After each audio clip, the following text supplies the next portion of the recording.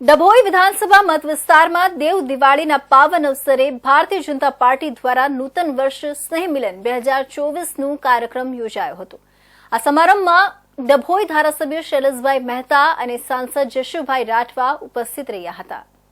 જયશ્વાલ party plot ખાતે યોજાયેલા આ કાર્યક્રમમાં ડભોઈ વિધાનસભા વિસ્તારમાંથી મોટી સંખ્યામાં ભારતીય જનતા પાર્ટીના કાર્યકરો અને હોદ્દેદારો ઉપસ્થિત રહ્યા હતા।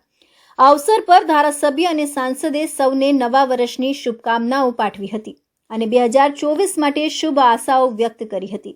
ધારાસભ્ય શૈલેષભાઈ મહેતાએ પોતાના સંબોધનમાં જણાવ્યું હતું કે આવનારા વર્ષોમાં ડભોઈ વિધાનસભામાં વધુ વિકાસ માટે તકેદારી સાથે કાર્ય કરવામાં આવશે અને દરેક ક્ષેત્રમાં સક્રિય સુધારા લવાશે।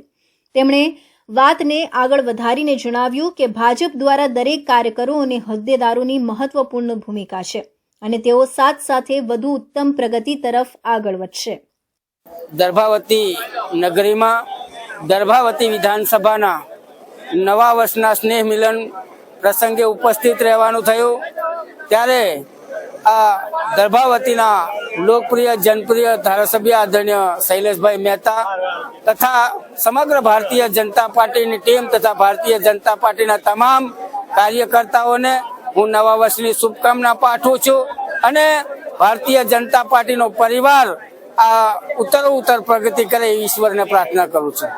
સાંસદ જશુભાઈ રાઠવાએ પણ કાર્યકરોને અભિનંદન પાઠવતા જણાવ્યું કે ભારતીય જનતા પાર્ટી સતત લોકહિતમાં કાર્ય કરે છે અને આગામી વર્ષોમાં ડભોઈ વિધાનસભાના તમામ ક્ષેત્રોમાં વધુ વિકાસ થશે। દર વર્ષે ભારતીય જનતા પાર્ટી દ્વારા નવા વર્ષની શરૂઆતમાં સ્નેહ મિલન કાર્યક્રમનું આયોજન કરવામાં આવે છે, જેમાં વિભિન્ન હોદ્દેદારો અને સ્થાનિક કાર્યકરો એકઠા થઈ નવા વર્ષ માટે એકબીજા સાથે પ્રેમ અને સહયોગની વાતો કરે છે।